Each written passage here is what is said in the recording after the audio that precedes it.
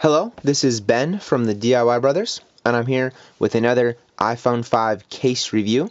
And this is what I have to say is probably my all-time favorite case for the iPhone 5. At least it's the one out of the multiple that I own that I find my phone in the most for a number of reasons. It's the OtterBox Commuter case.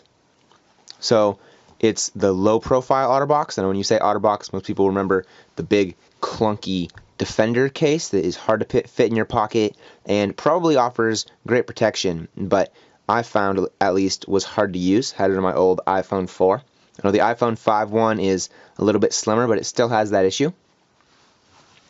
So the reasons why I like this case are it offers something that's really nice, and that is the soft, two layers of case where there's this hard plastic on the back so it slips into the pocket of your jeans easily, but it still has this soft plastic that protects your phone from drops. And this is a very, very protective case. I've dropped, thrown, abused, hit this phone far too many times in this case. And as you can see, the case shows absolutely no signs of wear, let alone the phone that's inside. It's fallen out of my four-wheel drive pickup in the parking lot plenty of times. And there's no issues on the case or on the phone. It's protected my phone very well. I like how it has the soft and the outer hard portion of it. I think that's integral to its protection. Also, they fixed an issue with the older OtterBox cases, and really with all older iPhone cases, was that when you took pictures at night, the flash would light up the side of the case and damage or basically ruin your picture because it would reflect back into the camera. There's a nice big opening around the camera lens on this case, which allows for that problem not to happen and for all the light from the flash to get out and not be trapped inside the case. Now, something that this case does have is that your ports, both your Lightning charging and your 3.5mm audio ports, are in these little rubber. They're protected underneath here, and now they're pretty easy to get into. That I've been using it for about 3 or 4 weeks, but I can say that when this case was new, and even sometimes now, these will get caught underneath there, and they can be very challenging to open up, especially while I'm driving. If I'm going to plug in the charging or the 3.5mm, plug it into the stereo.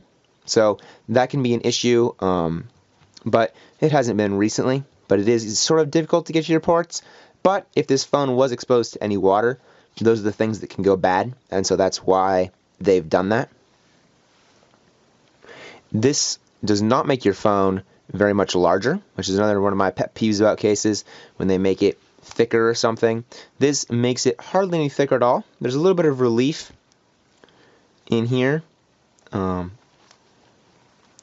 The glass is below the case, so if you drop it face down, you're not going to have any issues with it breaking unless there's something sticking up in the center of where the glass is, which is very good for protection of your phone, but it adds just a tiny bit of thickness. But for me, that's not really an issue. If we compare it to an iPhone 4, you can see it's not much thicker than the iPhone 4 was. The buttons on this commuter case are done very well. Give OtterBox some kudos for that. I know sometimes that can be an issue, especially with larger or even thinner cases. The silence vibrate button up here can be done with the soft part of your finger or easily with your fingernail. It's indented into the case, but not too far. Then the volume up-down buttons, you can see right here, are underneath the rubber, but they're still very easy to get to because they protrude out of the case a little bit and still work fine. So, buttons, well done on the OtterBox Commuter.